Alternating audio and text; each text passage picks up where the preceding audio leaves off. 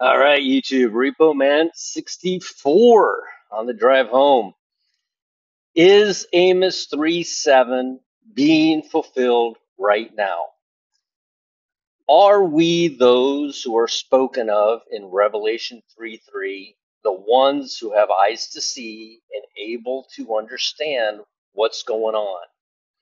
Israel just took out the commander that was responsible for I think it was the 1983 bombing in Beirut, which killed 300 servicemen. They just took him out. They did us a huge favor and took out that commander from 1983. Amazing. Um, is this being fulfilled right in front of our eyes? All of the things that we've been looking for. I know in Luke it says the waves and the seas roaring. We're going to see that here shortly. Now it says when these things begin to happen, so it doesn't necessarily have to happen. When it speaks of Damascus, is that for us or is that for the tribulation saints? I don't know. So we see these things that are coming to pass right before our eyes. We are going to be raptured. We're going to be taken out of here.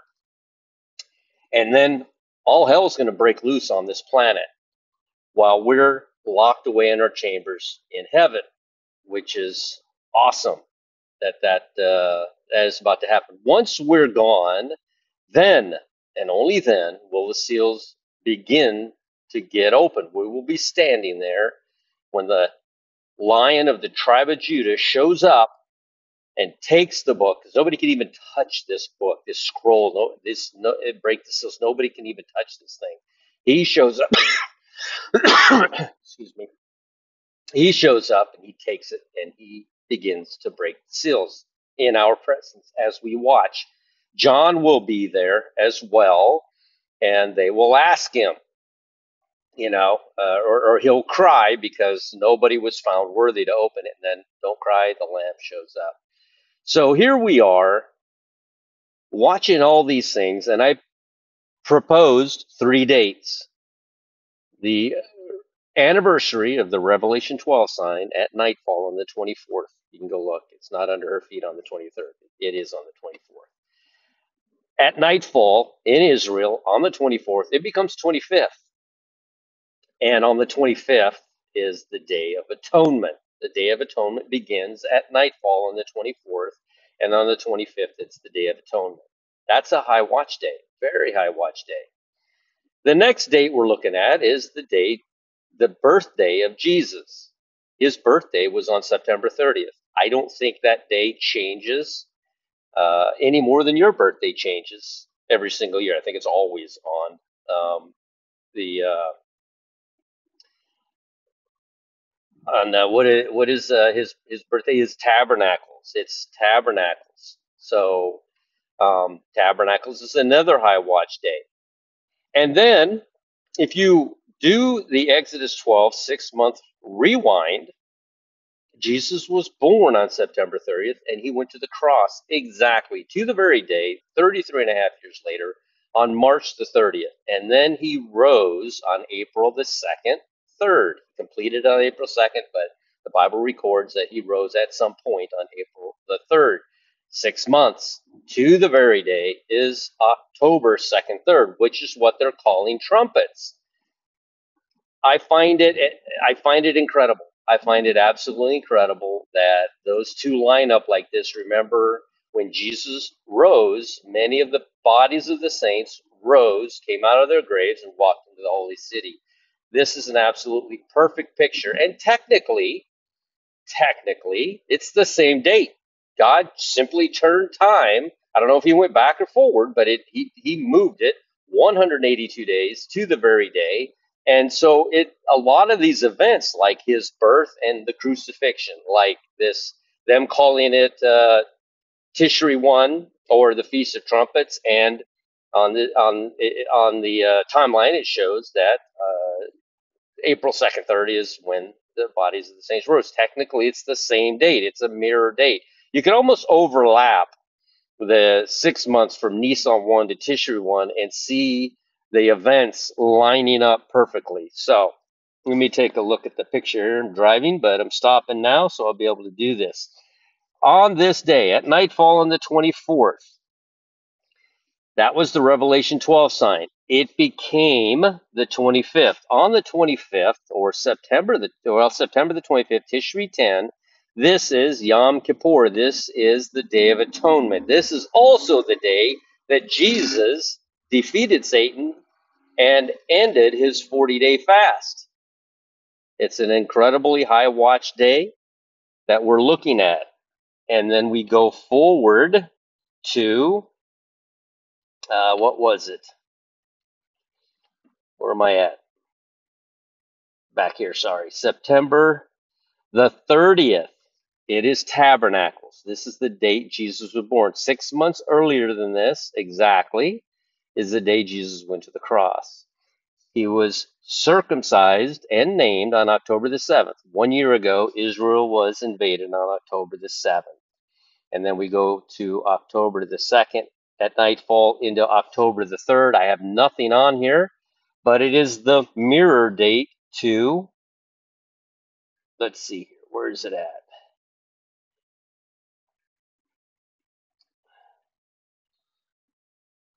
April 2nd, the day the ark rested, and the day Jesus rises. The ark rests on the same day as Jesus completed his 72 hours, but he rose, in my opinion, at 3 o'clock in the morning, completing 84 full hours. So nobody could ever question, did he really spend 72 hours? Did he really do 3 days and 3 nights? And you'll hear many people try to shorten it as though he went to the cross on a Thursday or on a Friday, but the numbers just don't add up. He did 3 hours prior to being put in the grave when he died on the cross at 3 p.m., and then he did this time afterwards, because according to what we read in the Bible, that very early in the morning, before the sun came up, they went to look for Jesus, and he had risen, and his burial cloths were folded, and which, of course, we know now that means that he is going to return.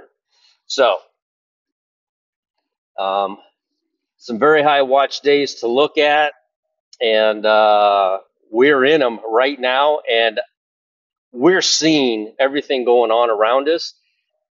I would surmise that as we see things escalating, that we're going to, Amos 3:7 is going to become abundantly clear to us. We will not, I don't believe we're ever going to know the exact moment that it takes place. And the reason isn't because God doesn't want to tell us. He does, but he can't tell Satan, who's going to attempt to interfere in this rapture that's about to take place, because he does not want this, because he knows as soon as we go to heaven, we are in control.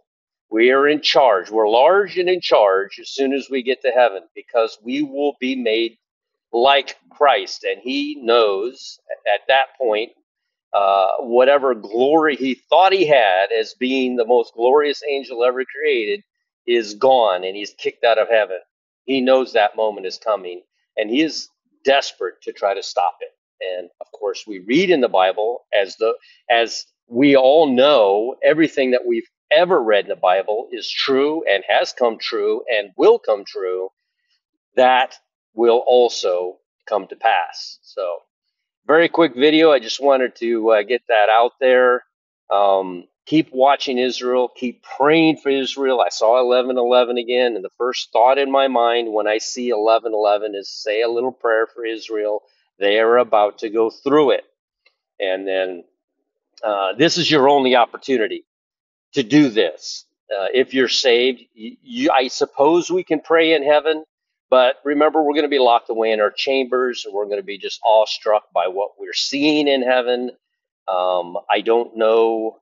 I don't know how that all that works. I want to say that, of course, in heaven we'll have insight as to what's going on, and we'll be able to pray. But I think the prayers of a group of people that are destined to go to heaven. I'm not saying predestination now. I'm just saying our destination is heaven.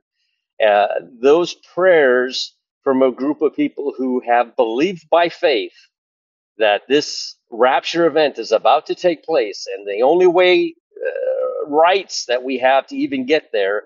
It's not because of us, because we're terrible. The rights that we have is the covering we have of Jesus Christ. God will not see us. He will see his son, who is perfect in every way. He came here, didn't commit one single sin, tempted by the devil, died on a cross, rose, he fulfilled everything God asked him to do, and his reward is a group of people who have freely chosen him without the clearest evidence in the world except for the word of God. To us, it is the clearest evidence. To an unsaved person, they question, is that really, is that, to us, it couldn't be any clearer.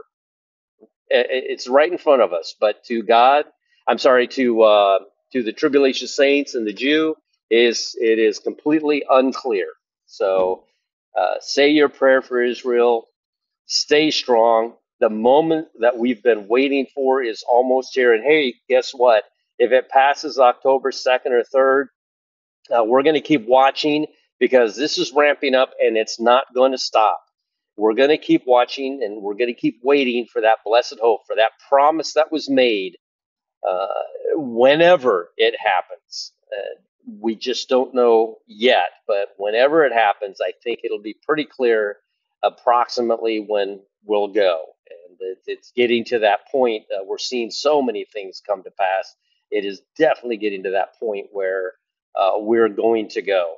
So just keep watching, pray for Israel, and pray for your family and friends.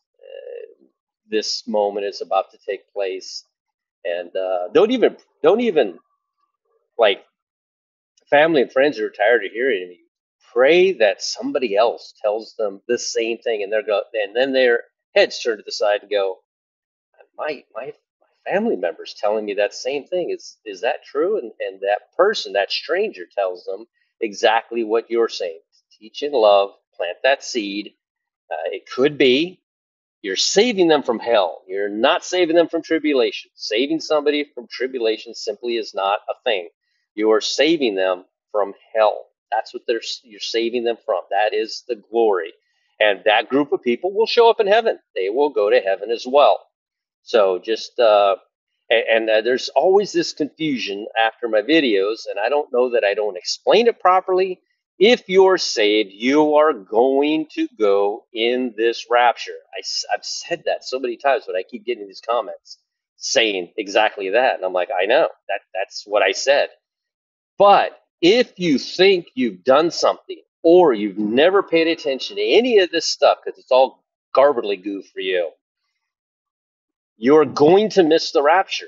But in the tribulation, you're going to remember those seeds that we planted, that those people planted, and you're going to kneel down and accept the Lord on his terms, not your terms, not your baptism, not your walking in front of a church, not your tithing, not your helping old ladies across the street, on God's terms.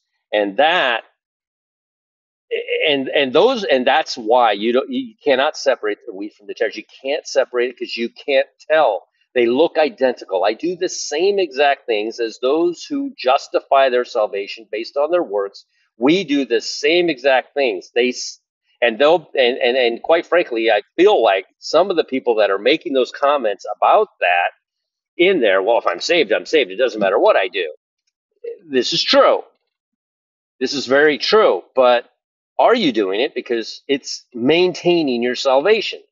That's why I'm trying to differentiate that in people's minds that it's the blood only. Can I convert somebody and get them to shed off all of their works?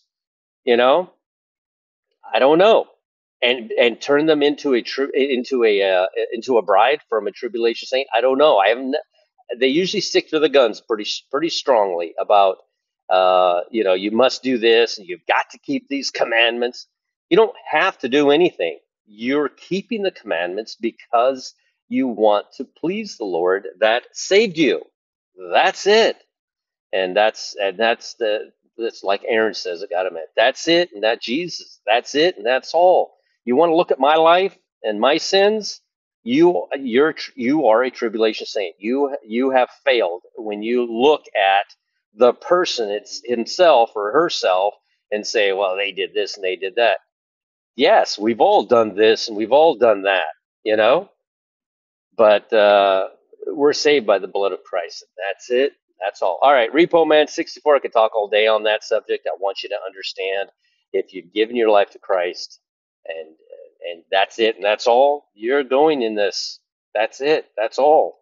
If you think that you're maintaining something by doing all the things you're doing, then unfortunately, and I would never tell anybody because I don't know. I can't tell. Just like the Bible says, wheat and tares, you can't tell them apart. They look exactly the same, exactly identical. You can't tell them apart. So um, don't even try. So, all right, Repo Man 64, go to a quiet place by yourself. Nobody needs to know, and you don't need to tell anybody except the Lord in your heart. We have run out of time. We can see that this is it, and it's now. It's coming now at any moment. Just keep looking up because it's coming at any moment.